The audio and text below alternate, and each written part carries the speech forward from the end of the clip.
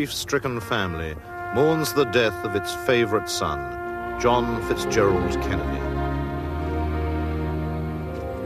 Their anguish is shared by a disbelieving world, appalled at the brutality of the slaying of the 35th President of the United States.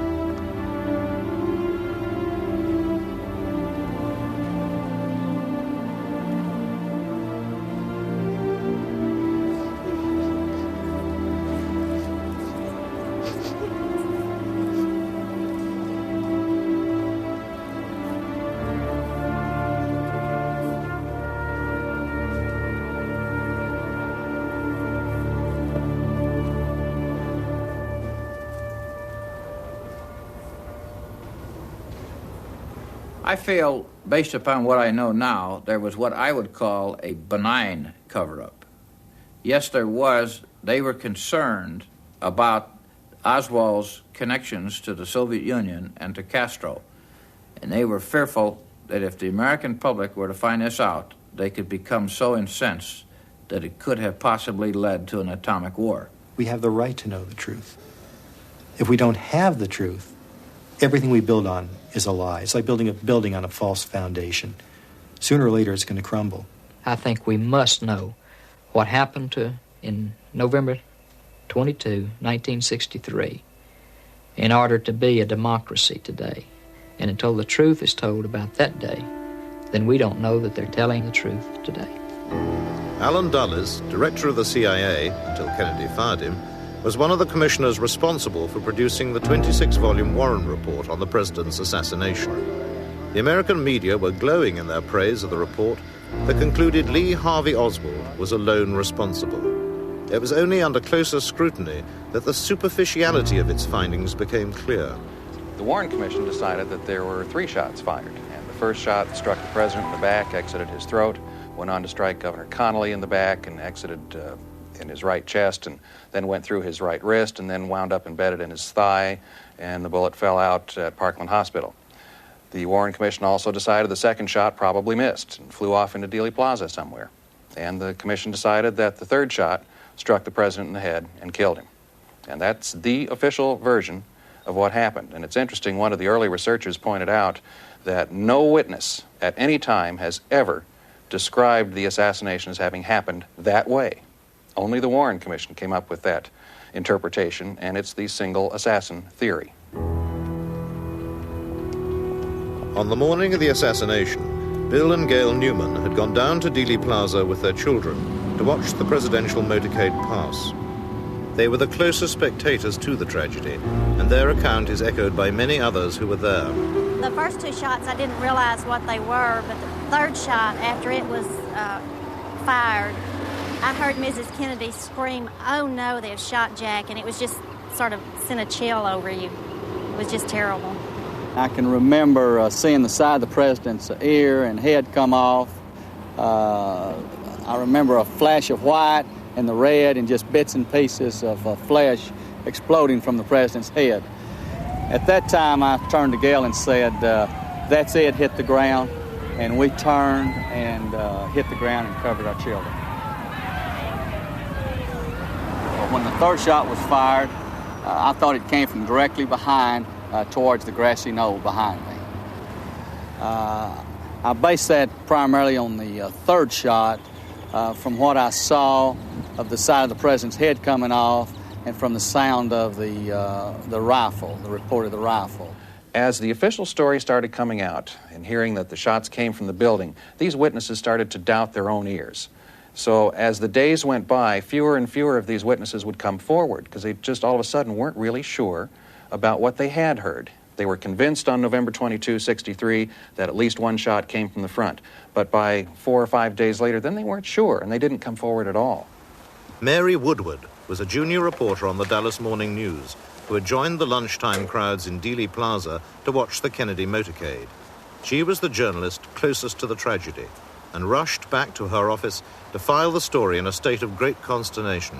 They first of all took me to the office nurse and had me have a tranquilizer because they thought was somewhat hysterical. I think I was behaving quite rationally under the circumstances. But anyhow, I then sat down and wrote the story immediately and actually had completed the story before the news was absolutely confirmed that he was even dead. So the story was absolutely my own impressions. It was not from anything anyone had said or what I had read or heard. Some things I have often said I would hate to swear before a court of law or before God, but one thing I am totally positive of in my own mind is how many shots there were, and there were 3 shots. The second 2 shots were immediate. It was almost as if one were an echo of the other. They came so quickly. The sound of one did not cease until the second shot. With the second and third shots, I did see the president being hit. I literally saw his head explode. So I felt that the shots had come, as I wrote in my article, from behind me and to my right, which would have been in the direction of the grassy knoll and the railroad overpass. Because it contradicted the sole assassin theory, Mary's eyewitness account was quickly pulled and her version discounted. Civic leaders, responsible people, whether it be the mayor, the managing editor of the paper, almost felt it a responsibility to kind of not rock the boat, perhaps. The neat answer was the version that came to be the most widely accepted, that there were 3 shots and they had all come from the school book depository building and they were all fired by Lee Harvey Oswald. We do know that the FBI, as the official investigative body for the Warren Commission, apparently collected all the possible evidence it could find that indicated Lee Harvey Oswald did it and did it alone. Other evidence that pointed to perhaps other people or other locations for shooters was either ignored or deemed to be mistaken or misinterpreted. I was interviewed by the FBI, but I did not testify before the Warren Commission. It's my understanding the reason I did not go before the Warren Commission was because in my statement that I thought the shots came from directly behind implied the shots were coming from the grassy knoll. This is something apparently the Warren Commission did not want to hear. They wanted to keep the direction of the assassination in the direction of the school book depository. On that tragic day in Dallas, the routine protection of the President of the United States was compromised from the very beginning, according to military expert Colonel Fletcher Prouty. What they call protection of the President is an old skill. I went to Mexico City in 1956 when President Eisenhower went to Mexico City, and by that I mean the security people went there more than a month early to look at every angle of the trip. There are rules and manuals on what we call protection. The Secret Service, that is an organization of limited size, is authorized to call any number of military people, and these are military people who are already trained to augment their forces in a case like this. There's no shortage of people. Ordinarily, a unit of military, I think was called a Special Group Number 113, would have come up from San Antonio, Texas, and would have been deployed all through the streets of Dallas, the important streets of Dallas. That was not done. In fact, the commander was specifically told he wasn't needed. You've all seen the picture of the school book building, you know, where Oswald is supposed to have shot the president. You notice in those pictures there are open windows. If the Secret Service had been there and had done their usual job, none of those windows would have been open. And had anyone opened one of those windows at that time, they would have been on the radio, they would have had a man in that room immediately, and that window would have been closed. You see, that's protection. That didn't take place. In fact, there were no Secret Service people on the ground around Dealey Plaza that afternoon. They were told they were not needed. There was further unprofessional conduct concealed at the time. The night before the assassination, most of the presidential bodyguard spent a drunken evening at this notorious Fort Worth nightclub, some staying until 5 a.m.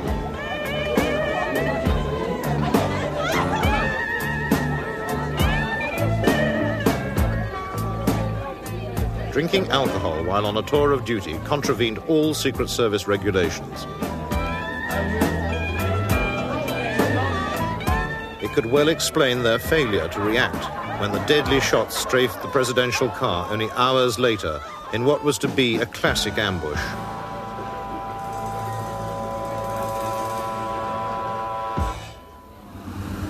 Instead of going straight down the street and then to the Trade Mart, he made this 90-degree turn and then another very sharp turn in front of the school book depository building. Now, the Secret Service have rules against that. The rules are that if the car is slowed down below 44 miles an hour, you must then protect it fully in other ways, such as not digressing and going around corners and all that, because when you slowed him around that corner, you opened up field of fire from 3 directions, behind him, to the side, and from in front. And, of course, he was killed right in that position that had been set up by the selection of that route. To this day, the gruesomeness of Kennedy's killing haunts those who were closest to the president.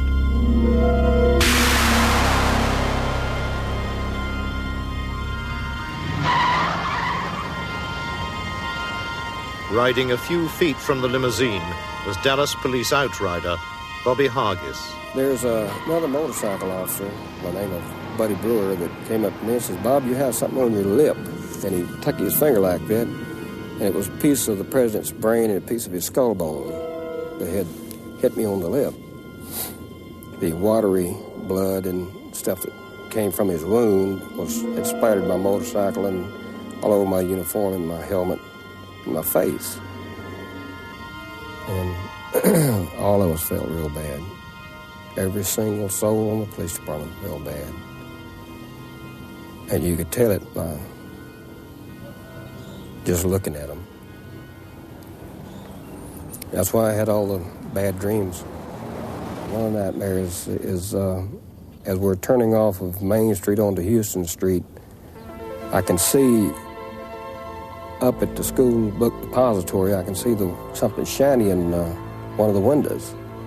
And then the shine goes off and becomes a gun barrel. And I turn around on my motorcycle to try to tell the Secret Service people that there's something up there, and I scream and I yell and they don't hear me. And I do this all the way until the president gets shot and no one hears me.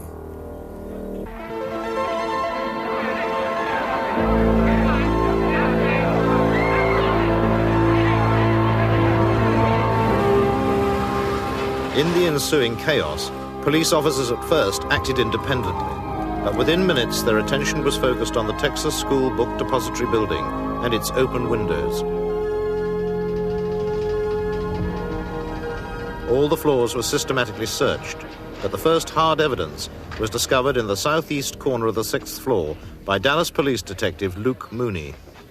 I immediately saw the area with some books had been stacked up, and the window was half open. Now, this window was not all the way open. It was only a half pane open, which is something of this nature, high up off the windowsill. And I spotted the spent cartridges. They were lying approximately in this position. The first one was here. The second one was a foot or so from the other one. And then the third one was over in this approximate position, which the open window was like this, more so to speak, but it's an angle. I secured the area and let no one into that particular spot where the sniper's nest was, where I had seen the spent shells. And someone brought the message up that the president was DOA, was deceased. And at that time, you could have heard a pin drop. You talk about touching your heart, it did. And, pardon me. We were standing there talking and trying to reach our composure. And this wasn't brought out in the statement that there was a book there. And she looked over at it. And the was open, and why on this face of this book was about this size was a picture of Christ. And it says, "Christ leads the way."